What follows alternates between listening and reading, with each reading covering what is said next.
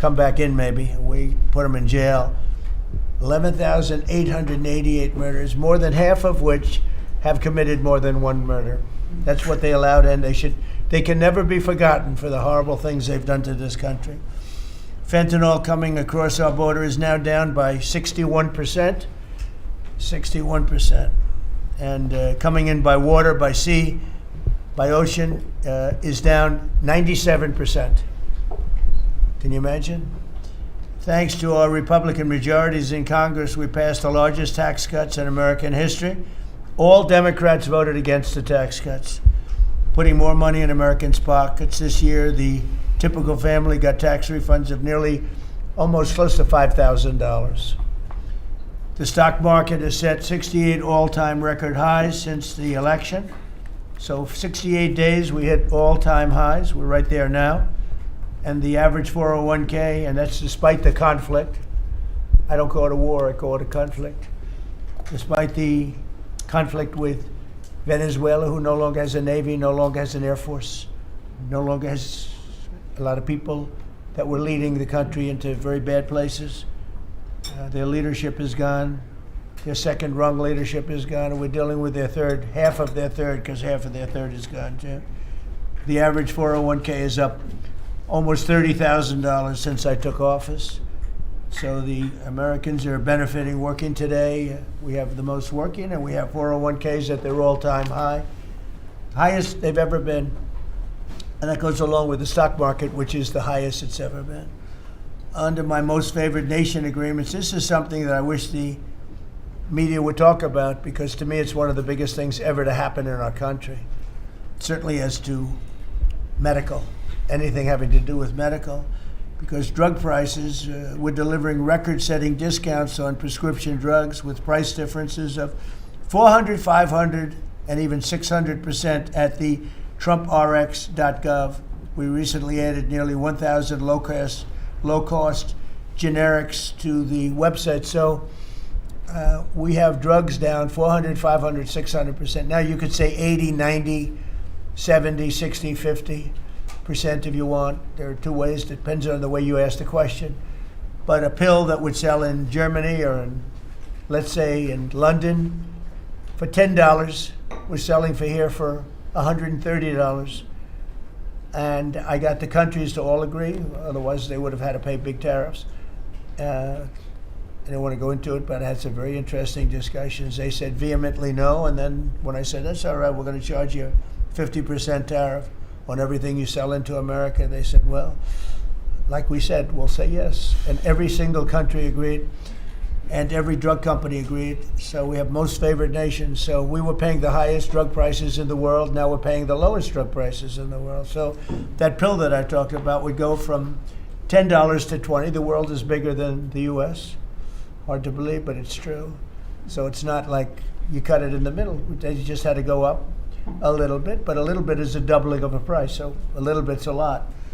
So the pill would go from $10 to $20, and we'd go from $130 to $20. Think of that. So we would get, if you remember, some of you were at the news conference I had in my first term where I got the prices down 1/8%, 1/4% my first term. And I was so proud of it because drug prices hadn't come down in 28 years, and I was the first one to do it. But now I'm getting them down, not 1/8%, I'm getting them down 400, 500, 600. Or if you want to use it a different way, you could say 70%, 80%, 90%, 50%.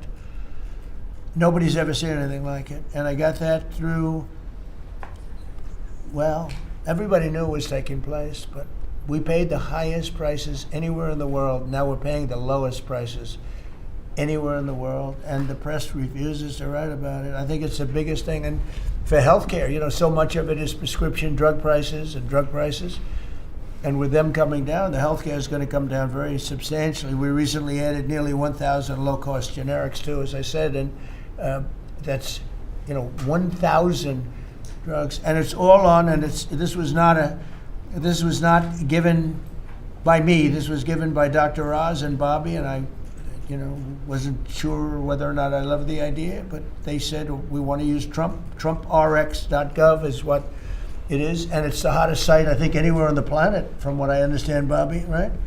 It's really great. People are calling up and they're buying drugs for literally a fraction of the price. And it should be the biggest story. And on that alone, we should win the midterms. On that alone, we should win the midterms. But the press doesn't talk about it. It's the biggest thing to happen in the drug industry ever, maybe. Ever. And the press doesn't even want to write stories about it. We made the largest ever investment in U.S. military, $1 trillion, and we're asking actually for $1.5 trillion for the coming year. And we have the strongest military anywhere in the world, as you know. You saw what we did with Venezuela. That worked out very quickly, and we're doing really equally as well with, but again, people don't want to write about it, with Iran. Iran is very much intent. They want very much to make a deal. So far, they haven't gotten there. We're not satisfied with it, but we will be. We will be either that or we'll have to just finish the job. But their Navy is gone, as I've said 1,000 times. Their Navy is gone. Their Air Force is gone. Everything's gone, and they're negotiating on fumes. But we'll see what happens. Maybe we have to go back and finish it. Maybe we don't. Right now, I mean, you can speak to Steve Witkoff and Jared. They're doing a good job, but right now I think it looks like they want to just make a deal. They want to. They have. I don't think they have a choice. They're just going back to the internet because they're getting clobbered. Their economy is in free fall. They have 250% inflation. Their money has no value. Their whole economic system is broken down. They thought they were going to outweight me. You know, we'll outweight him. He's got the midterms. I don't care about the midterms. Look what happened last night. That was the prelude to the midterms. People understand it. They know that, very simple, Iran cannot have a nuclear weapon. I'm doing that for the world. I'm not doing it just for us. And we've had great support from other nations, by the way. We don't need it at all, but we've had great support from other nations. The problem is you always get the support when you don't need it. When you need it, you don't get the support. With Operation Epic Fury, our warriors are ensuring that the world's #1 state sponsor of terror never obtains a nuclear weapon, and they won't. Under the leadership of Vice President J.D. Vance, very proud of this, the White House Task Force to eliminate fraud is waging war on waste, fraud, theft, and abuse like nobody's ever seen before. He looks like Elliot Ness. Do you ever see Elliot Ness? I'm telling you, the guys that are up there, Royal Central Casting, they're standing behind. What a group of people. No, it looks like a movie. I'm going to make a movie out of it, I think. And they're finding billions and billions and billions of dollars. And I just said, that's good. He said, you haven't seen anything yet. Just said that. And, if he does really great, we'll have a balanced budget without having to do anything. This is the kind of money they stole. They're crooks. They're thieves. And I hope that Todd is going to do a real job. These are crooked people. These are thieves. This isn't like a mistake. We're just talking about one person. He got hundreds of thousands, millions of dollars for securing one man, for taking care of one elderly man. He was a service. He got paid millions of dollars for taking care of one man. Total crook. They're all crooks. The Somalians, what they've done to Minnesota, the Somalians, they're crooked as hell. Ilhan Omar, crooked as hell. They're all crooks. And we got them. We got them. Now we're putting the clamps on. But boy, I tell you, that's an impressive group of guys that you have behind you. I was watching that, and a couple of very strong women too. But I was watching that last night. I said, I'm proud of you guys. In 2 months, we've exposed tens of billions of dollars of defrauded taxpayer money, prosecuted numerous fraudsters, Todd, and stopped billions of suspicious payments, very suspicious. Oh, you haven't seen anything yet? Well, you see, I'm getting reports from Todd, from JD. I've never seen anything like it. The kind of, just hundreds of billions of dollars was stolen. And no other administration would do what we're doing. They'd let it go. Everybody was getting rich. And I think we have a chance to save Social Security without doing anything to it by just the numbers of fraudulent people on Social Security, people that are 115 years old, 125 years old, getting payments. It's funny, I said, oh, do those payments get turned back? No, they accept them. Well, somebody's getting the payment. It's not a person that's 125 years old. But that's the least of it. The numbers that we're finding out, we have great people at Social Security. We're going to make our Social Security so strong, so good that you've never seen anything like it. We're going to protect. I said right from the beginning, we're going to protect our people on Social Security. If the Democrats ever got in, you wouldn't have Social Security would be bankrupt. People wouldn't be getting anything. Last week, they took down 2 of the largest Medicaid fraud cases in Minnesota history, as well as the largest autism fraud case ever charged by the federal government. You saw that with millions of dollars just being stolen. Everybody had autism. Everybody had autism, they said. It was incredible, actually. And I've just seen I see what they're doing. You haven't seen anything yet. So congratulations, JD. Be vicious like they are. They're violent people. They're violent, vicious scum. Before asking Vice President Vance to speak about these efforts, I want to express our tremendous gratitude to our outgoing Director of National Intelligence, Tulsi Gabbard, who's a terrific person, actually.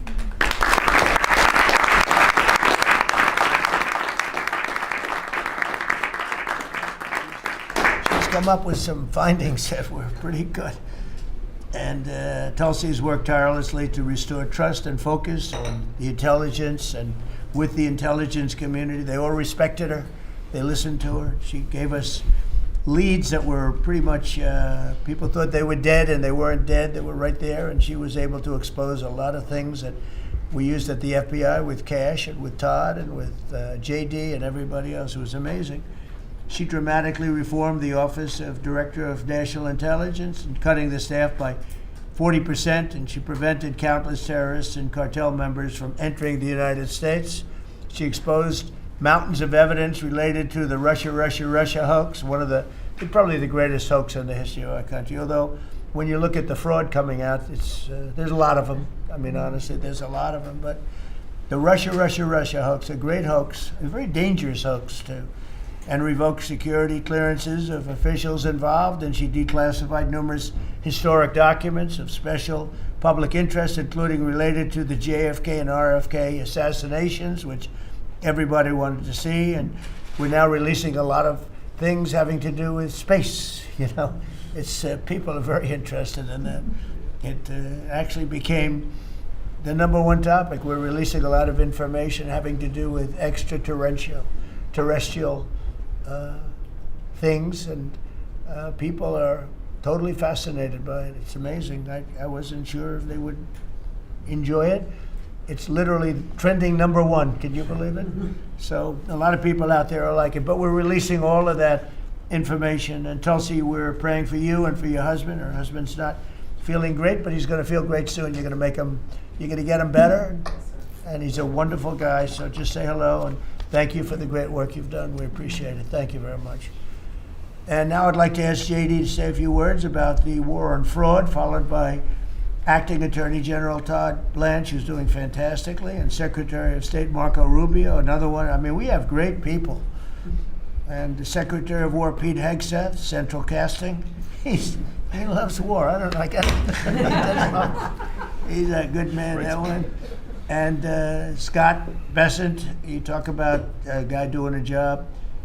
Been fantastic. Thank you, Scott. Really fantastic. And a lot of the success that we're having with other countries is what you've been able to do and find. And SBA Administrator Kelly Loeffler, and all of the people here have been great. We're going to just do those few, and maybe if you have some questions, we'll go to others. But everybody around here has got a lot to say, but we did that once and it lasted for like 4 or 5 hours. It was a little much. We want to be open. So now if I do this way, they'll say, he didn't let anybody talk. But let's start with JD, and you can talk about a really, really important thing, bringing our country back to honesty. A tremendous amount of money is involved. Hey, go ahead. Thank you. Yes, sir. Well, first of all, thank you for your leadership, sir, and for making it possible. I often find in the fraud task force that there sometimes are barriers that we need to break down, agencies that need to coordinate, and I'll come to the president and say, Mr. President, I need your permission to do, he'll say, for what? For the fraud task force, and he'll cut me off and say, yes, go do it. So the fact that we have dedicated presidential leadership is really what's made this possible, because it does require We've got great people around the table, but sometimes these agencies don't know how to work together at the lower level, and that's one of the things we've had to turn on and force with the Fraud Task Force. So I want to shout out just a few all-stars here. Linda at the Department of Education has been amazing at finding student loan fraud. You've got people who are either illegal aliens or aren't even actually real human beings who are getting hundreds of millions of dollars from the Department of Education for student loans. We have cut that off. We found a lot. We're going to find a lot more. Scott at HUD has been amazing because a lot of the fraud that we see is housing fraud, people claiming benefits that they're not entitled to, or again, sir, sometimes completely made up people who exist purely to collect fraudulent money from the American taxpayer. Brooke at the Department of Agriculture, something I had no idea until I started this work, sir, that we send hundreds of billions of dollars to the states to administer the food stamp program. The federal government has no insight into whether those food stamps are going to people who are legally entitled or whether those people actually even exist. And so we're working on a number of mechanisms to actually force the states to verify that the people who receive these benefits are actually entitled to them. And I could go down the list. I've gotten a lot of support from a lot of people in this room. Bobby Kennedy and Dr. Oz have been particular all-stars on this, and Kim at H&HS. What they've done with the Medicaid fraud, we found tens of billions of dollars in Medicaid and Medicare fraud just from their hard work. We've cut that off, and yes, Mr. President, we're going to find a lot more. The final thing I want to say, Mr. President, and I know that Todd maybe has something to say about this as well, but I always try to remind the American people, and certainly remind the cabinet officials. By the way, Kelly at SBA has found tens of billions of dollars that were from fraudulent loans that were giving under the Biden administration, and we've now cut that off and recovered a lot of that money. So this has been a whole of government effort, Mr. President. The team really deserves a great deal of credit here. But the final point I want to make, sir, is I always try to remind the American people that fraud is fundamentally a crime with two victims. The most obvious victim are the American taxpayer. They pay their taxes, they expect the money to go where it should go, and that's not happening because of the fraudsters. But there are also victims, people who benefit from these programs that don't exist if we're not actually taking care of the fraud issue. And let me just give one example to build on something you said earlier, sir. One of the people that Todd just prosecuted was a person who was collecting a lot of money from the American taxpayer to take care of elderly citizens, people who worked their entire lives, paid their taxes, should have had dignity and nobility in old age, but it was deprived from them from fraudsters who say that they're taking care of them, who collect a check to take care of them, but then abuse and neglect these people. And particularly one man who died because he wasn't getting adequate care, and that guy was still collecting benefits to take care of a person who he had completely neglected. So not only do you have an American taxpayer who's paying into these programs, you have an elderly citizen deprived of his dignity because we're not going after the fraudsters. Well, now we are. How much money did he get? Sir, hundreds of thousands of dollars, maybe more than that, but we think that that exact type of fraud has been replayed all over our country. That particular case was outside of Minneapolis. We expect that there are tens of thousands of people who are collecting fraudulent money to take care of people, and they're not actually taking care of them. We're, of course, going to get to the root of as much of it as we can. But again, sir, it's been, I wouldn't say fun, because you find out how much people have been taken advantage of, but it's certainly very good and valuable work. So thank you for giving me the opportunity to do it. Well, thank you very much. Yes, sir. And Attorney General, please. I'll just continue to talk about what the Vice President was just talking about. The way that we are actually, it's one thing to uncover fraud, which we've done, and that's part of it, but it's also prosecuting the bad guys that are doing it and stopping it from continuing. And that's where you have, everybody in this room has inspector generals. And for many years, these really hardworking law enforcement members would identify fraud, and nobody did anything about it. DOJ prosecuted it, but spent a very little resources on that. So what we've done just in the past 51 days, over 400 law enforcement actions in this country related to major fraud. That's search warrants, that's arrests, that's convictions, that's indictments that are filed, and that's just 51 days. And it's not just the great prosecutors. It's the FBI agents, it's DHS and HSI agents. It's everybody in this room that has inspector generals that are now they have been freed up, and it's because of you. It's because of the Vice President saying this is going to be a priority of what we are going to do. Not just the Department of Justice. Even though we're the prosecutors that are putting bad guys in jail, it's also the law enforcement at every agency, FBI and DHS. And so we're already seeing results. We had a $1 billion fraud a conviction at trial last week out of Florida. And this was an organization that was stealing from senior citizens in Florida, duping them. There were call centers set up in the Philippines, and they were duping them to buy medical equipment that they didn't need, that they would never get, and that the taxpayers paid for. And so that's a good win. We arrested 15 guys in Minnesota last week. The Vice President mentioned one of them. These are people that are not, they're just stealing, and many of them are here illegally. And so you have people who are in this country illegally who are then taking advantage, and the Vice President says something a lot that resonates with me. The generosity of the American people, the generosity of everybody in this room, the leadership, to take care of the people in this country that are the most, that deserve it the most. Children who are supposed to get food at school, and you have men just stealing, taking that money. And so that's what we're focused on. We are standing up, as you know, Mr. President, you allowed us to stand up a new division at the Department of Justice. It's our entire existence of that division is to combat what we're talking about. And then every U.S. Attorney's Office is now focused on it as well. So this is something that will result in a better place for every citizen in this country and save money, a lot of money, and also it's the right thing to do for our tax dollars, Mr. President. And billions of dollars was given out just very quickly before Biden left office. Billions and billions were given out. And I mean, I know of many cases, but one, I don't know what's happened with it, but I think you're looking at it. I know Lee was involved in it environmentally. Stacey Abrams was given $2 billion for an account that had $103 in it, an environmental fraud, I guess. And she had $103 in this newly opened account. And before leaving business, they put $2 billion into the account. And they had no reason for existence. They were unable to say what they did with it. $2 billion. Lee, do you want to just mention something about that? Well, thanks to your leadership, Mr. President, that was canceled. And they no longer have access to that $2 billion. They were like, you know, they wanted that money. Go In ahead. fact, it was over $29 billion that it's now been canceled at EPA. You told us to make it a priority. Now this happened as soon as you came in.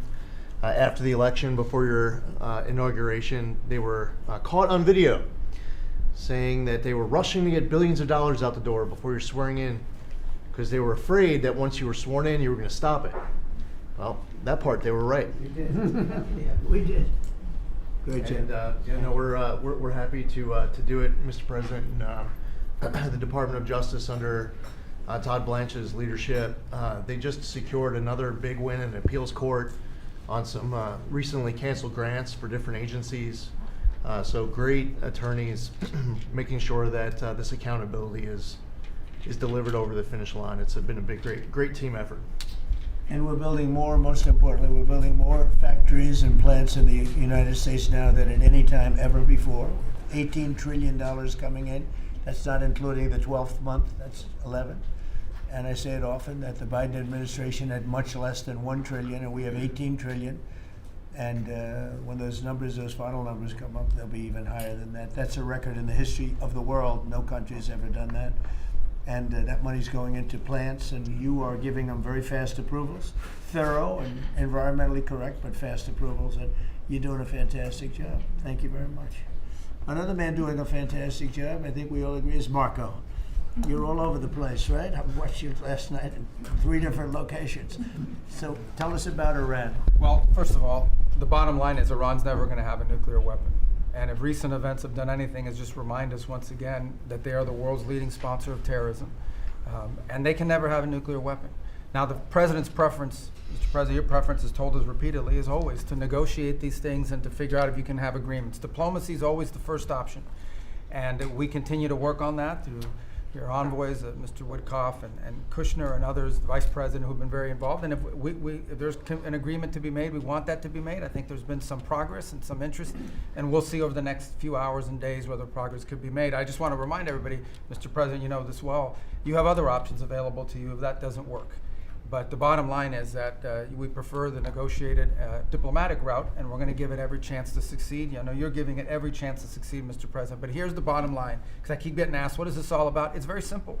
Iran and these people in charge of Iran can never have a nuclear weapon, and they will never have a nuclear weapon, and they most certainly will not have one as long as you're President of the United States. On that point, it's very clear. Just two quick things I want to touch upon. One, you touched upon the border and security. Part of securing our border is dealing with the people that are in this country unlawfully, many of whom do not want to go back to the country that they originally came from for a variety of reasons. Either we can't send them there or some judge ties us up.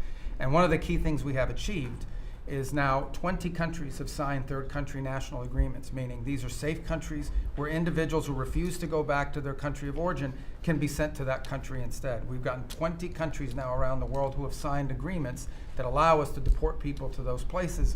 What often happens when you go to the person who's here unlawfully and say, we're going to send you to this third country, is all of a sudden they decide they'd rather go back to their home country instead. So it gives the ability to enforce all laws, and we work very closely with the Department of Homeland Security on that front. Something else that I know is concerning people, because it's on the news, is Ebola. Our number one obligation, we're involved in foreign policy, but even our foreign policy, the number one priority of our foreign policy is to protect the American people.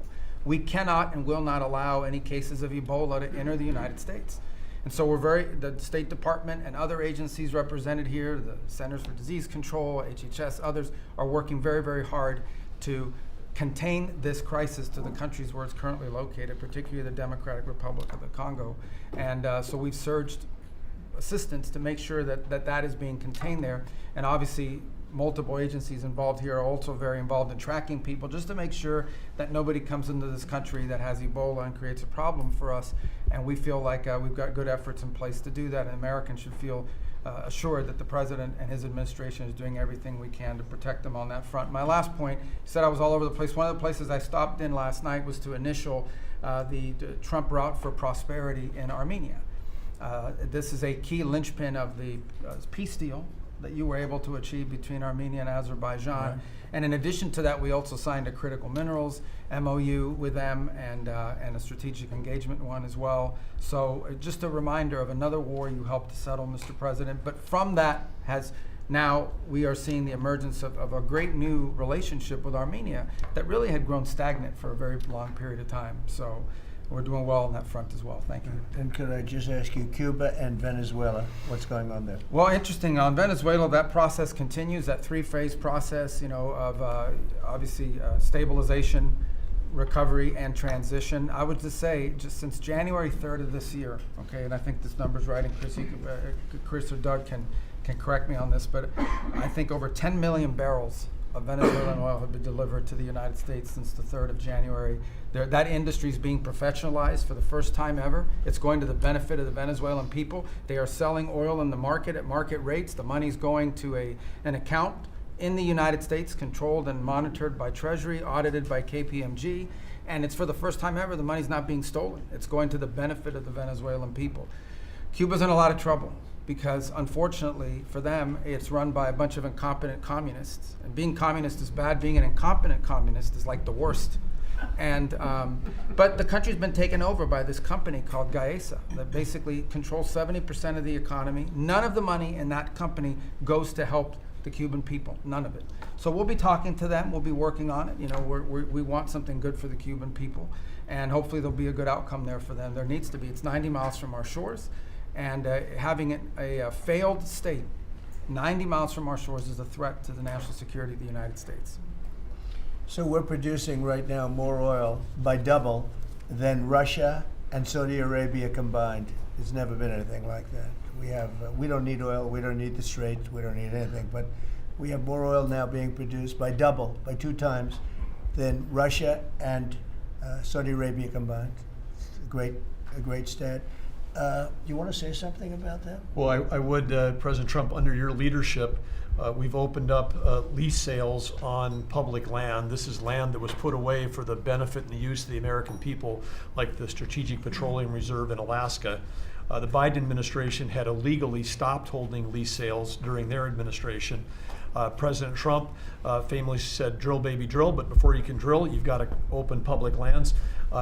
Between the lease sales that have happened in the Permian, in the Bakken, and on the North Slope, just since January of this year, it's over $4 billion of revenues come into the Treasury. That's 13 times more than the Biden administration brought in on lease sales in the entire 4 years they're in office. Sir, your policies brought that in 5 months. So with that, a lot of excitement, a lot of activity. We also inherited, just in one district in Carlsbad, New Mexico, 5,600 unprocessed applications to drill for oil and gas on public land. And when we're drilling on public land, those companies pay a royalty, and that money comes to all of our citizens, and it goes to local school districts, and it goes to states. It is the core of the economy in parts of our country. The team down there working for the Department of Interior, Bureau of Land Management, has dropped that by 91%. It's one of the reasons why they had a record lease sale. It's because now people go, I can bid on federal land and I'm going to get a permit to drill, and it's not going to take me 5 years to get it. I'm going to get it in a month or less. And so it's exciting to see your vision. And of course, with this energy dominance, us, as you just noted, largest oil producer in the world, largest natural gas producer in the world, largest natural gas exporter. This is an opportunity for us to bring prosperity and affordability here at home, but also bring peace abroad. So, President Trump, your energy dominance strategy with Chris Wright, Lee Zeldin, all the people that are working on this, people around the room, it's been really incredible. And of course, you mentioned Venezuela, but all that flowing to our Gulf Coast refineries is also helping to keep the price of gas down at home. So again, it's an amazing transformation. Bottom line is the center of geopolitics around energy has moved from other parts of the world to the Western Hemisphere in the last 5 months. You turn Venezuela from a sanctioned adversary into a strategic ally in 45 minutes. Never happened in history before.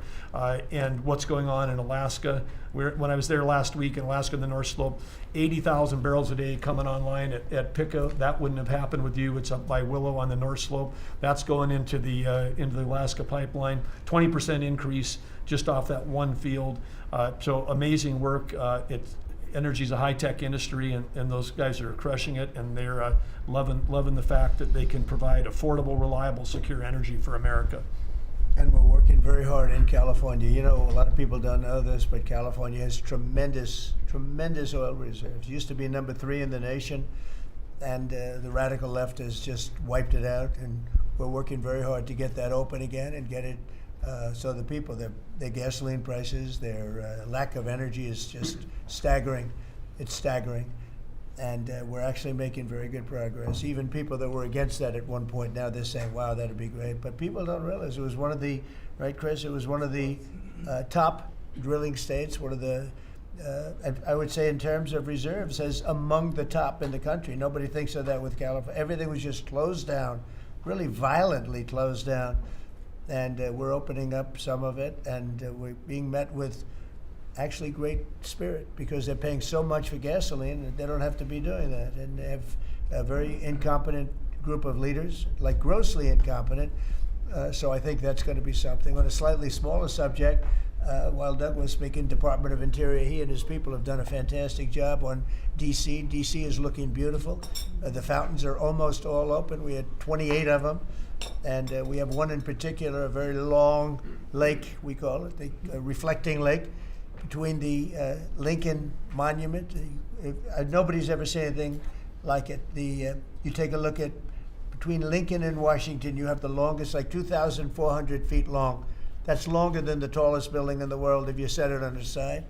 And it's almost 200 feet wide. And actually it was built in 1922, and from 1922 on, it really never worked.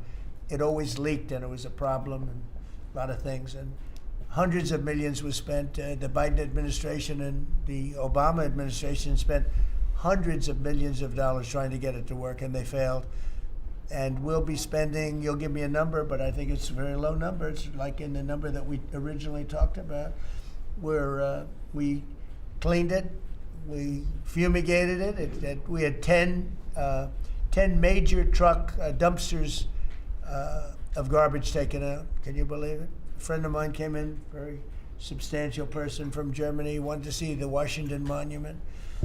I wanted to see the Lincoln Memorial. And he said, I looked, but that horrible reflecting pond is disgusting. It's filthy, dirty, and disgusting. I said, really? I drove down. I said, Secret Service, let's take a drive. And we went down. I said, that's terrible. And for the most part, it didn't work. I mean, they wouldn't even have water in there. But when they did, it was just dirty, filthy water that leaked out. And we got to work on it. And it was supposed to cost almost $400 think of it, $400 million, because it's like putting the skin on a skyscraper, but bigger, much bigger. Many skyscrapers, you could almost say, other than for the world's tallest. Think of it, the world's tallest skyscraper is shorter than 2,400 feet. So we went to work, and over the years I built hundreds of pools. I build them every time I built the building. I always like to build Olympic-sized swimming pools, and I was very aware of swimming pool, what goes into making a swimming pool. It's not as simple as people think. You never want it to leak. You want to have beautiful surface. I said, you know, I have an idea, Doug. We sat down. I said, let's take that long thing where we're going to fix it with concrete, which leaks, concrete, and all sorts of other materials that all leak and don't look good. They're gray. And, you know, swimming pool, I have a swimming pool right up the road. I built it 22 years ago. It's perfect. I said, does it ever leak? No. It's perfect. Good contractors. I actually called in a couple of the contractors, got some ideas from them, and I gave it to Doug, and Doug's done an unbelievable job. And so they were going to spend maybe $400 million. I don't know. You never know with cost overruns and everything, but it was going to take years to build, 3 years, 4 years. And we'll have it done before July 4th, substantially before July 4th. If we didn't have such bad weather the last 4 or 5 days, we could have been almost done. You can't do the substance of the rain. And what they did is they cleaned it. They took out, as I said, more than 10 dumpsters of garbage, shovels. It was disgusting. Oh, every corner had massive amounts of, I guess that's the way the tide goes, but they had massive amounts of garbage. We then steam cleaned it. We then sandblasted it, and then we pebble blasted it. That's a bigger version of sand. We made the surface as good as it can be, and we're now covering it with the most beautiful blue, very thick. You think of it as a very sophisticated form of rubber. No leaks, no problems, and it's beautiful. It's called American Flag Blue. That was the color we chose. And we are probably 70% finished with it. It's going to be finished. The hard part's done. And then we decided to do much more than when originally I thought I was just going to do the surface, but we said the problem is the outer ring looks pretty bad too, where you walk on. So we sandblasted that. This is all additional work. We didn't want to do, when you do something like this, when you do the one, you think the other looked okay, but then when the other, you see the new surface, the old stuff that looked okay looks really bad. So we cleaned that, sandblasted it. The walkways, all of it. It's a tremendous amount of area. It's thousands of feet long, very wide. This is where the people stand, not the water part, the dry part. And we had a combination of granite and stone, and we're pointing it, fixing it. The joints were terrible, everything. The whole place was a mess. And when it opens in a couple of weeks, long before July 4th, we want to have it for July 4th weekend, but it'll be long before that, you will see something that's really going to be beautiful. And now we're looking at the World War II fountain, because that's also in pretty bad shape. On the bottom, we're going to duplicate it, I think, with the maybe with a slightly different color. Actually, we'll go with a lighter color. But Doug and I have a lot of fun doing it. Your staff is fantastic. They've really worked well. But the concept, so think of it, instead of spending $200, $300, $400 million, and it will never work, we're going to spend like $10 million maybe, $12 million. Instead of spending 4 years, we're going to spend, like if you add it all up, like a couple of months. And instead of going through 4th of Julys as a horrible construction site, we're going to have it open before the 4th of July. And the difference is it's better. Somebody said, oh, well, but it's not the same. Some of the fake news would say, well, but it's not. No, it's like the pen story. The pen is better at $2 than it was at $2,000. This is the same thing. This is far better. Won't leak. It'll last for 50 years, maybe 100 years. They didn't even know. I said, how long will this last? Oh, I think you'll get 50 years out of it. We did the swimming pool treatment, but they said, sir, for a little more money, we can get industrial strength. I said, that sounds good to me. Same color, same everything, same stuff, but it's actually much stronger. It's used for industrial. I said, I love that. So we're going to have that open. It's going to be really, really beautiful. And it's a very important thing. We can't have people looking at the Washington Monument, go and the memorial. If you take a look, the Lincoln Memorial, it was built, I guess, a little after the Lincoln Memorial. It's embarrassing. It was so horrible. I never saw anything like it. It was filthy dirty. It was Biden. And they spent, between the two of them, they spent hundreds of millions of dollars trying to fix this thing. Now, when Obama did it, he spent way over $100 million. And they had a great idea. Let's use the water from the Potomac. Because environmentally, they liked it. Somebody said that was good. But the water from the Potomac was not suitable for this, to put it mildly. It was disgusting what happened. And so they spent hundreds of millions, over $100 million, and they immediately closed it. It was closed for many months and nobody did anything. It was closed. It's basically been closed. But go back to 1922. It was always sort of, people think of it as beautiful, but it was always a mess. It's going to be unbelievable. It will be unbelievable. It's actually exciting. I want to ride over there today if I can. You know, I always have a problem. Secret Service is in love with my walking along, checking the sidewalk, the new sidewalk, to see whether or not they pointed it correctly. But they do. We have great contractors doing the job. But we'll spend a very tiny amount of money, and it'll be better than it ever was when it was built in 1922. It's very exciting, actually. To me, I love construction. It's very exciting. And we do many things. We did 28 or 29 fountains. I made a contribution to redoing Lafayette Park. That's the entrance to the White House. And it was an embarrassment. The floors were broken. They had bricks. Some of the bricks were missing. You know where they're missing? They took them out to throw at people. We're going with them. It's going to be a world-class park. It'll be open pretty soon. They're doing a lot of work over there. That was a contribution that I made with some other people. And it's going to be really beautiful. That was really the front door to the White House, but you couldn't even use it. It was so terrible. People would come to the White House, and it was so terrible. So with that, I'm going to ask Pete to talk about some of our great success, Yes, sir. including Venezuela. You might talk. Absolutely, sir. I think actually your efforts on the reflecting pool are actually a great segue. If you look at Washington and Lincoln, these are two men that faced monumental tasks and stood up in historic fashion and delivered for the American people. And when you step back and look at 47 years of what Iran waged war against us and our people, there's only one man over the course of both presidency who has stood up and said they will never get a nuclear weapon, as Marco said. So whether it was Qasem Soleimani, whether it was scrapping the Obama deal that was going to give them a weapon, whether it was the 12-day war or Operation Midnight Hammer, you created the conditions to ensure the American people and the world are safeguarded from this generational threat. And so when you authorized Operation Epic Fury, just like you talked about with the reflecting pool, we didn't do the same old thing the way we'd done it in the past after Iraq and Afghanistan, the way we waged wars. Instead, you said we're going to do this smart.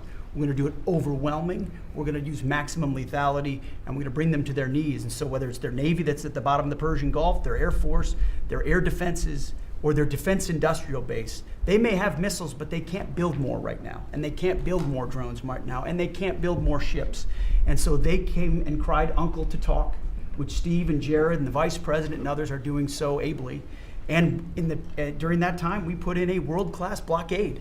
And they haven't been able to bring anything in or anything out from Iranian ports. And we know from the intel that their economy is hurting big time because that is their lifeblood. And again, bringing them to the table. So whether it is through the efforts of your negotiators that they ensure that they never have a nuclear weapon, or we have to go back to the War Department to finish the job that way, we're prepared to do that. And I think even our reach on the dark fleet of Iranian tankers, no Iranian tanker around the globe is safe. And we've seen seizures all around the globe, again, choking off their economic lifeblood. But all of this is possible, Mr. President, thanks to the investments that you've made in this department, firing on all cylinders. For the second year in a row, we're at historic recruitment rates. Last year, we said that here. This year, we beat it even faster. The American people are excited about what you're bringing to our department. Our defense industrial base, $50 billion in private investments because of the meetings you've held. Defense manufacturers are investing in new plants and new manufacturing, new production lines, so that we're getting weapons faster than ever. And then the $1.5 trillion that you've committed to the department going forward, that's 1 million American jobs. 1 million American manufacturing jobs. That's Golden Dome for America, that's F-47, that's B-21. That's 50 billion in drones. We're going to lead the world in drones, shaving years off of production of all of those, everything under budget and ahead of schedule, which is what the warfighter deserves. And we saw it. You mentioned Venezuela, Mr. President. You saw it on display there. Think of the fact that our Southcom commander just landed via helicopter at our embassy peacefully at the welcome of the Venezuelans, because we're now partnering with them, hopefully, even on the counter-cartel mission as we secure our hemisphere. So we've secured that southwest border. We're going to war with the cartels through the America's Counter-Cartel Coalition. Venezuela is a big part of securing our energy future and defending the homeland. And then I just want to note one more thing to give you a sense of how committed this president is. Maybe a year ago, he heard the call of Nigerian Christians who were being targeted and killed by ISIS in Nigeria. And he said, Pete, I want the War Department to focus on ensuring that we do everything we can to protect those Christians. Partnerships like that can take time behind the scenes, but he never wavered on it. And we got the assets there, and over the last month, and there hasn't been much coverage of this, we killed ISIS #2 in Nigeria, who's most responsible for killing Christians and trying to target the U.S. homeland, and have since, because of the intel we gathered, killed hundreds of ISIS members who were targeting and killing Christians in Nigeria, creating a whole new opportunity there. So there's a lot of things we do that the media pays attention to, and a lot of things the president empowers the department to do on behalf of the American people that he deserves great credit for. Thank you. Great job. You're doing a great job. I just want to say on recruitment, we're very proud of the fact that for the previous 4 years, previous administration, they couldn't recruit people. And that included, by the way, police and firemen and others. They were not proud of our country. And they couldn't recruit. Anybody with a uniform and was having a hard time recruiting. And they set record low numbers. They were way, way behind. And literally from November 5th it started. It started even before we got going. Mm-hmm. But from the time we won the election to now, we've had numbers of recruitment, the likes of which we've never had. Record recruitment in every single branch, and that includes police and firemen. Record recruitment, so we're very proud of that. Thank you. Great job. Thank you, sir. Kelly, please. Mr. President, you have made us a nation of builders again. You're leading us to the greatest economy that the world has ever known, and I see that every week as I travel this country, main streets across dozens of states, from Alaska to Maine. I've been in many of those states 2 or 3 times.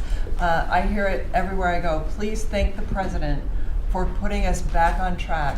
They thank you, they love you, they want more of what we're doing: tax cuts, deregulation, fair trade, energy dominance. Small businesses are spring-loaded, and we see that in the jobs numbers. In the last 2 months alone, we've created over 300,000 private sector jobs in this country. Most jobs are created by small businesses, 2 out of 3. And small businesses, as you know, make up 99% of all businesses in this country and account for half of our GDP.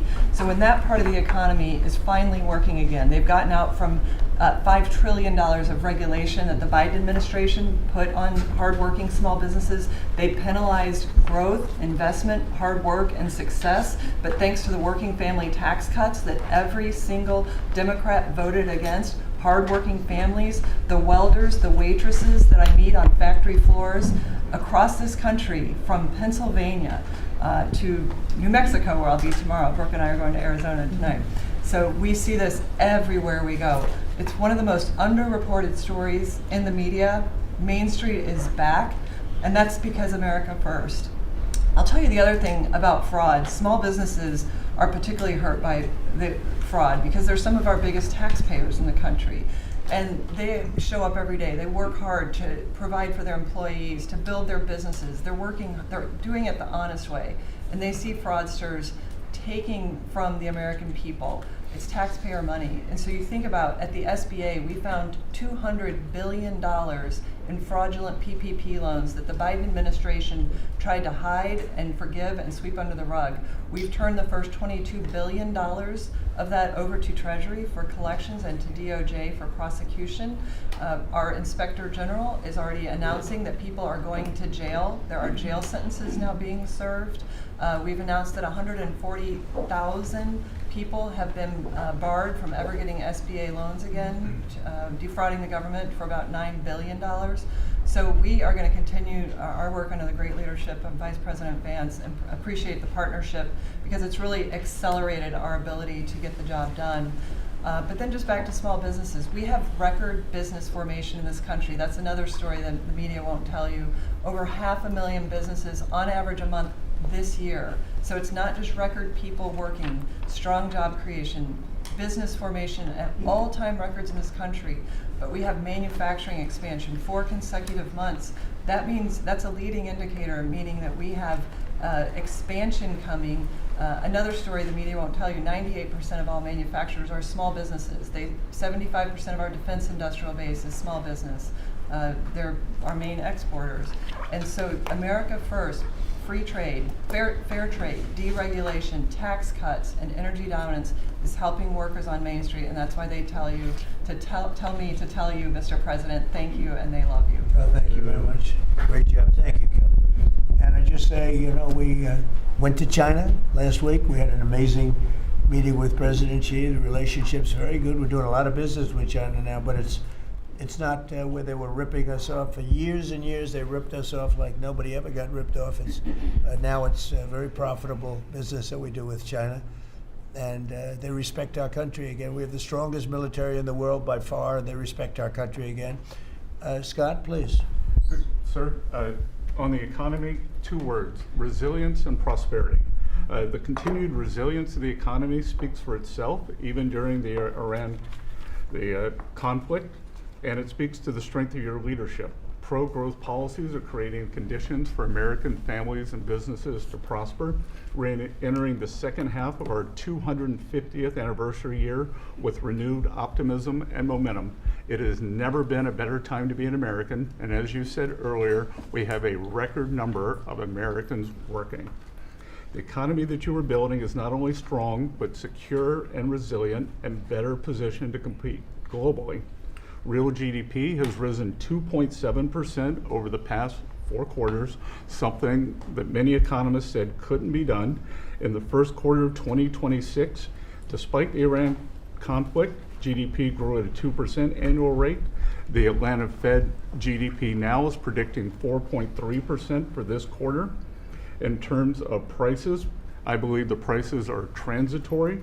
Oil will be lower than pre-conflict levels when this ends. Natural gas is already down, as you mentioned. Drug and pharmaceutical prices, they are plummeting, and rent is down. We are more resilient to energy price fluctuations due to your energy dominance agenda, to regulatory efforts, and we have never sold so much energy to the rest of the world. Business investment rose at a 10.4% annual rate in the first quarter. Capital expenditures and business equipment rose more than 17%, and that is as a result of the tax bill and tariffs. Jobs related to commercial construction, factory construction, are up 90,000 since your inauguration. In the past 2 months, the private sector, as Kelly said, has added 313,000 new jobs. And those are private sector jobs, sir, including 13,000 manufacturing jobs. We have construction jobs, we're building the factories, and those will turn into manufacturing jobs. The stock market has hit new highs. The stock market lives in the future. It is seeing on the other side of this conflict, it is a strong symbol of optimism for the future. Corporate earnings are high, and wages are doing well. For the tax season, we had the best tax filing season in history, which is a victory for Main Street. The average refund was nearly $3,300, 11% increase from last tax filing season, and importantly, 62 million returns had one of your 4 signature policies: no tax on tips, no tax on overtime. The reduced taxes, 85% of our seniors paid no taxes on Social Security, and the deductibility of auto loans for American-made cars. For what I believe is the most important government benefit for young people since the GI Bill, the Trump accounts. The app will be available on all major platforms tomorrow morning. and it will place the American dreams into the palms of the hands of parents and children. Nearly 6 million kids have been signed up for Trump accounts, and they will launch on July 4th, and it will be a great symbol of the 250th anniversary. Main Street prosperity, workers have seen positive wage gains. The unemployment rate remains low at 4.3%, and private sector job growth is strong.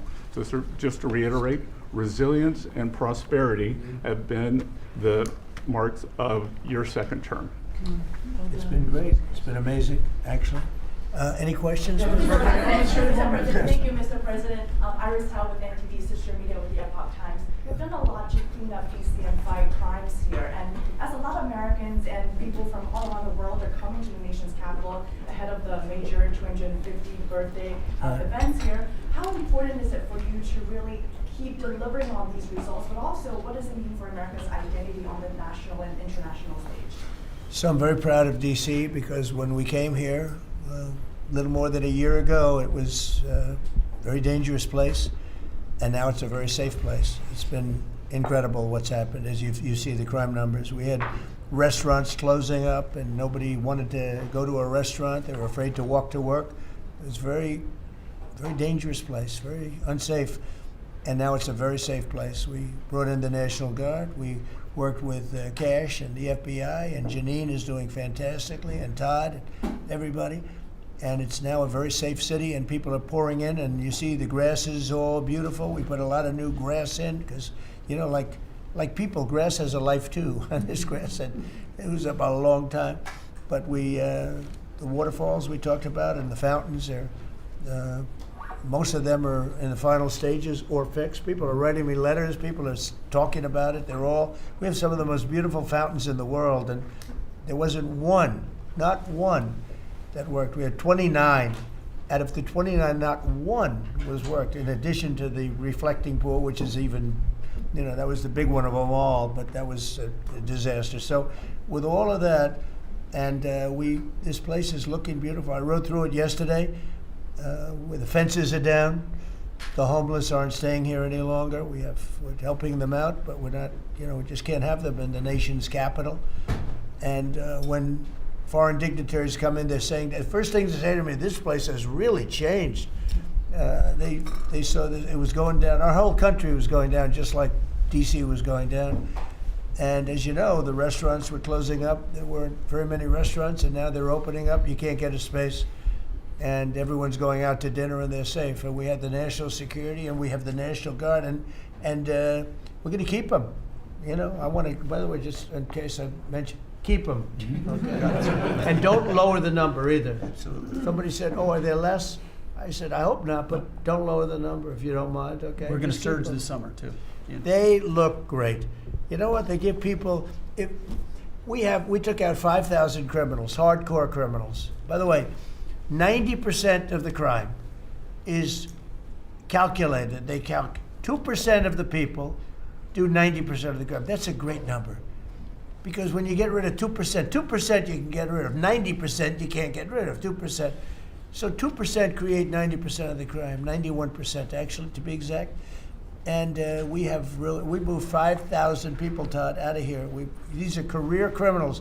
Many of them came over from the last administration through the open border, the ridiculous open border, no vetting, nobody knew who they were. They came out of prisons, they're drug dealers, there were people from mental institutions. And Washington, D.C. is now a safe and beautiful place. And it's only going to get more beautiful. Yeah, please. President Trump, thank you so much for having us in here today. What are your thoughts? Why do you think that Joe Biden is trying to sue this Department of Justice, former President Joe Biden, to have his tapes that he did interviews on blocked from the American people hearing them? Do you think that he's trying to hide something? And maybe Acting Attorney General Todd Blanche could comment on if they will countersue and release those tapes to the American public. Are you talking about it with respect to his book? With respect to Well, I'd like to see it. I don't know. Maybe there's some constitutional reason. I don't know. I would like to see what he has to say, because we can never allow what happened to this country to happen. The man was grossly incompetent, and the Democrats, I call them the Democrats because the policy is so bad, but they came very close to destroying our country. We can never let it happen again. And I hope that you're able to produce that. I think it would be very interesting reading for people. Mr. President, Iran wants control of the Strait of Hormuz. Would you accept a short-term deal that allows Iran and Oman to control the strait? And would they have to open it immediately, or would you be open to that happening over a period of time? No, the strait's going to be open to everybody. And who would control It's it? international waters. Nobody's going to control it. We're going to watch over it. We'll watch over it, but nobody's going to control it. That's part of the negotiation that we have. They would like to control it. Nobody's going to control it. It's international waters, and Oman will behave just like everybody else, and we'll have to blow them up. They understand that. They'll be fine. Mr. President, thank you. How much economic pressure do you feel to get the Strait of Hormuz open? Well, you have to understand, the United States has so much oil that we are an exporter of oil. So we have plenty of oil. We're very lucky. We're blessed with the greatest piece of land in the world from that standpoint, and we have more than anybody else. And now when you add Venezuela to it, we have, I think, 64% of the world's oil. And we're getting along very well with Venezuela, by the way. It's being run really beautifully. The big companies are moving in. It's going to be amazing because it's also, like us, they're very blessed in that sense. But we have natural energy that no other country has. We have more than anybody else. So it's really a world problem because most of the world doesn't have that. And we're making it available. During the closing, I don't know if you've seen some of the satellite pictures, boats, hundreds of boats lined up. It looks like, I used to say, the Long Island Expressway with the cars. They're lined up and they're coming to Texas, Louisiana, they're coming to Alaska to fill up their boat, their big boat. Some of them are really big, 2 billion gallons, even bigger than that now they make them. They make them up to 4, Chris, I hear. Now they make them up to 4. The 4 are now the big ones. Used to be the 1s. Now it's 4 million barrels of, think of that, 4 million barrels of oil in one boat. But they're lined up and they're right now heading to Texas, and they've already filled up and they've gone back. In addition to that, you have a lot of boats, you have about 1,500 boats in the strait wanting to get out, and at the right time we'll release them. But the American people, sir, are seeing higher gas prices. Yeah, they It's are. come down a little bit, but it's still $4. No, it's come down. 45 cents. Oh, it'll come down a lot. It'll come down to where it was before. We had it when I was in Iowa. We had we're driving by and we saw gas stations, $1.90 a gallon, $1.85, $1.87 were the 3 that we saw. We had it down in some places below. Now we can't help but California where they charge so much tax that you lower it and they charge tax. They've got to straighten the act out in California. But we had oil, we had gasoline down to a very low number. I think we'll be hitting that number shortly after that whole excursion ends. Does that give you more urgency? But regardless of anything, as Marco said better than anybody can say it, you can't let them have a nuclear weapon. They would use it instantly. They wouldn't think about it. They would use it instantly. I've gotten to know them. They would use it instantly. Does that give you more urgency, Mr. President? You've said that you're in no rush to make a deal, but with gas prices that are so high across the country, people are paying more for travel. Does that give you more urgency to make a deal? Why doesn't it? Well, I'll tell you the primary urgency I have. I said this, it wasn't covered properly, but the primary urgency is that we can't let Iran have a nuclear weapon. But at the same time, we have a tremendous amount of oil, gas, coal. We have tremendous amounts of energy. We're blessed with something very special. Those prices are going to come down. They're going to come down fast. I think that you'll see, actually, Todd, I think you're going to see lower prices that we had even before we did this. Now, I knew there'd be an increase. I said, we have a choice. We don't have to do anything. And in 2 years or 1 year or 2 months, because Iran would have had if we didn't hit them with the B-2 bombers, Iran would have had a nuclear weapon within 2 weeks from that date because they were ready to go. And if they had a nuclear weapon, it would have been used already. It also would have been used had I not terminated the Obama deal, the Iran nuclear deal, as we call it. That was in my first term. Had I not terminated that, they would have had a nuclear weapon a long time ago. I would say it was a guarantee that it would have been used, and it would have blown up Israel. It would have blown up the entire Middle East, and that's never going to happen. Yeah, please. Mr. President, on the shooting in Iran, would you be comfortable with Russia or China taking their stockpile of highly enriched uranium and have they offered to? No, I wouldn't be comfortable. Mr. That would not make me comfortable. Is the U.S. considering easing sanctions on Iran to allow Iran to sell its crude to market? No, we're not talking about any easing of sanctions or giving money. No sanctions, no money, no nothing. We have control of money that they claim is theirs. We'll keep control of that money. And when they behave properly and when they do what's right, we'll let them have their money. But right now, we're not doing that, and it's not. One thing is not contingent on the other. Mr.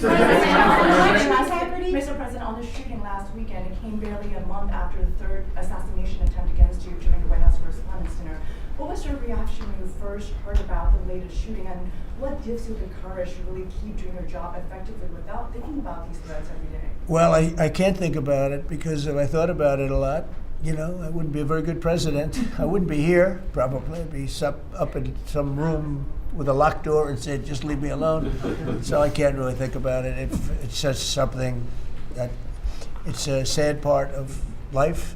It's a dangerous business. What I'm doing is a dangerous business. And they say, and look, we have been maybe the most consequential, but we certainly have been one of the most consequential. This group has been a very consequential administration. And they say if you're not consequential, you don't have so much problem. If you are consequential, you do. So you have to look at that. But it's a shame. It's a very sad fact of life. Look, anybody in office, not only in this country, in other countries too, but when you are a consequential president, your life is in grave danger. I knew that. Yeah. Mr. President, how would you characterize the current state of the talks with Iran? I guess if it were a football field, what yard line would you be on? Well, I think we're doing very well. They are starting to give us the things that they have to give us. And if they do, that's great. And if they won't, then the man on my left is going to finish them off. Is there a time frame in your mind? What? Is there a time frame in your mind for? I mean, it happens quickly. The problem is every time I mention a time frame, for instance, I see, we've been doing this for a few months. Vietnam lasted 19 years. Korea lasted 8 years. Afghanistan lasted many years. They were all many, many years, and we're into it for a few months. And I read about you people like you. What's taking so long? But we're in it. We lost between two big wars, Venezuela and Iran. We lost 13 souls, 13 great people. Met the parents, great people. And it's a terrible thing, but 13. If you look at the war casualties and the deaths in wars from Vietnam and all that, they lost hundreds of thousands of people in numerous of these wars. We're very cognizant of that. We want to lose very few. We want very few to be injured. We're very careful. But war is war. War's dangerous. But we've lost 13. I saw the Democrats took an ad putting in the 13 people that were lost. And when you look at hundreds of thousands of people that were lost in the Middle East, Iraq, all the different wars we were in, we have done an amazing job. With that being said, I hate to lose 13. I hate to lose one, but we've been very capable. I mean, when you think of it, we took over Venezuela in one day. We have done a similar job, but we said, well, give them a little chance at the request of somebody that we greatly respect from Pakistan, the Field Marshal and the Prime Minister. They've been great. They asked us, would we pause the war for a little while because they'd like to, so we will do that. But we had them beat. They're, no better now. We could close it out very quickly. If we can do it in a different way, that'd be good. If we get everything we want, but we could close that out very, very quickly, and we may have to. I don't think so, but we may have to. Mr. President, I ask about the World Cup, if I could. Yeah. The U.S. spent a lot of money getting the World Cup here and increasing the infrastructure. Does the economic benefit outweigh the cost? No, the World Cup is great. It's the most successful they've ever had, ticket-wise. It's they've never had anything that sold so quickly. It's amazing because it's the United States. You don't think of I call it soccer. It's just easier to do because we have football and they have two footballs, right? They call it football. But most people never thought they'd see anything like that. The World Cup, it's turned out to be the most successful World Cup from the standpoint of what's happening than they've ever had. Yeah, please. Thank Thank you so much. Roman Ortiz with Turning Point USA. I have one question for you and one question for Vice President J.D. Vance on fraud. What's your message to the New Jersey leaders pushing back against ICE operations at Delaney Hall? And- About ICE? Yes. Or about NICE, as I call it, NICE. The NICE facility. I'd love to change the name, call it NICE. They do a great job, and it's all paid for protesters. You know, you can see by the signs. The signs are all made by the same beautiful factory. It's a printing plant. In fact, I'm thinking about using it. They do such a nice job. These aren't protesters. These people are fake. They're all paid for. And I will tell you, Tom Holman and that whole group, and now Mark Wayne is so incredible. Mark Wayne, do you want to just respond to that? We run the finest facilities anywhere in the world of their type. But we have some horrible killers. We have killers. We have guys that have murdered numerous people in there. And these are the people they're trying to protect. There's nobody that runs a facility like we do. Mark Wayne, please. Yeah, it shows this radical left Democrats' priorities when they decide to go out and protest a detention center where we're housing rapists, child predators, murderers, drug dealers, and they choose Memorial Day of all the time to go protest something that they say that that it's because they're on a hunger strike when there was only a handful of individuals that was refusing to eat because they want their ethnic group or their ethnic right food. Well, they can go back to their country and get whatever food they want. The fact is, we're giving them the calories they want. This isn't Holiday Inn. We're giving them sanitation. But for the Democrats and the governor, like Governor Sherrill and Senator Kim and Senator Booker, to go out and do something like this of all the days is very frustrating. And we see Antifa signs are literally out there. The local police literally refusing to respond. They barricade it, not allowing our employees to come in and out. ICE has to go out there, remove the barricade, and then you have one of the senators complain because he got splattered with a pepper ball. I'm sorry, you probably shouldn't have been there. You know, one thing I'll say about that, the local police, I know a lot of the New Jersey police, they're phenomenal. They love us, but they're told not to do anything. That's right. They love us. They love him. They even love me a lot. And I'm in New Jersey a lot. It's great. I mean, I think it's a great place. It's got a group of people running it now that are having a hard time. But they really like this administration. They love this administration more than any administration they've ever had. And they're thanking me all the time. And, you know, I see those guys going up and down the Jersey Turnpike with their big, beautiful hats on. I say, I'd like to look like that someday. You know, they're great. No, these are great people, and they love him, and they love ICE, and they love the Border Patrol, and they're not allowed to talk to anybody. It's like, but it all comes from the top. They have to follow orders. They want to keep their jobs. Are you expecting Congress to pass a federal gas tax holiday? A gas tax holiday? Yeah, to suspend federal. Well, it's something we might talk about. Let's see what happens over the next week, 2 weeks. A lot of good things are happening. So are you going to the next game next week? No, I was invited to I was going to go on Wednesday, but they closed it out very quickly. They're great. And Jim Dolan's a great guy. He's, as you know, owns and in charge of Madison Square Garden. He's having a good year. Boy, what a team. They win all their games. They have some great players. I think I'll be going to one of the games. Yeah, I was invited by numerous people and Jim, and I think I'll be going. It's great to see it. You know, the Knicks have really, they've really suffered for years, and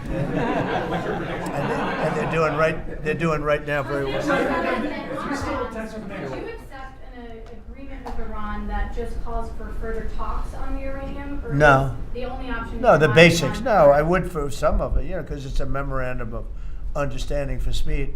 One of the things that will happen is the Strait will open immediately, but it's got to be perfect. I'm not going to do this. I didn't do this to get a crummy agreement.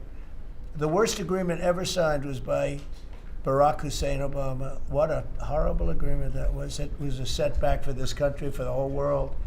The Middle East would have blown itself up. No, I would like to have the countries we were talking about with Saudi Arabia, UAE, Qatar, and the others. We'd like to have them immediately join and Steve Witkoff is working on that with Jared and some others, but would like to have them join the Abraham Accords. It'll be historic if they do it. And I think they owe that to us, to be honest. I think because that really would be a tremendous sign. And I think those countries owe it to us. Steve, are you going to get them to sign? We're definitely pushing it, Mr. President. I'm not sure we should make the deal if they don't sign. You want to know the truth. If they don't sign to join the Abraham Accords, I don't know that we have countries in there already. UAE, great countries, bold countries, and it's turned out to be so good, so effective, and so we're requesting strongly that they join. It'll be great. It'll be great for Saudi Arabia. It'll be great for Qatar and Kuwait, the whole group. So the Iran deal might be contingent on more countries joining. I don't know. I don't want to say that. I'm not going to give you, what's contingent, what's not. I can say that we can make a good deal right now, but maybe not a great deal. And if it's not a great deal, we're not making it. So because we can make a great deal with this guy right here, and but it's it's a lot nastier. Probably wouldn't go as quickly. We wouldn't be talking about as quickly, but it would be foolproof. But I think we're doing very well, Steve. I think we're doing pretty well in terms of the negotiation, but we'll see. If it's not going to be a real deal, because Obama had that horrible JCPOA, whatever it was the worst deal. It was a path for Iran to have a nuclear weapon very quickly. Years ago, they would have had a nuclear weapon. We might not be here talking about it right now. They would have had a nuclear weapon. And frankly, Obama picked the wrong country. He should have picked another country. I won't tell you what it was. But he picked the wrong country when he picked Iran. But we have things understood now with Iran. It's been nasty. They've lost their leaders. They've lost. And it really is regime change. We didn't set out for regime change. But by the fact that we're dealing with a totally different group of people than we were at the beginning. And frankly, I find them to be much more reasonable. I actually find them to be smarter, but I find them to be much more reasonable. This is regime change. One regime is gone, another regime is gone, we're dealing with the third. Pieces of it, because some of them are gone too. And I find them, I think, how can you have a stronger regime change than that, So I do find that. I'd like to thank you all very much. We're doing great. Our country is doing fantastically well, and this group of people is outstanding. Thank you all very much.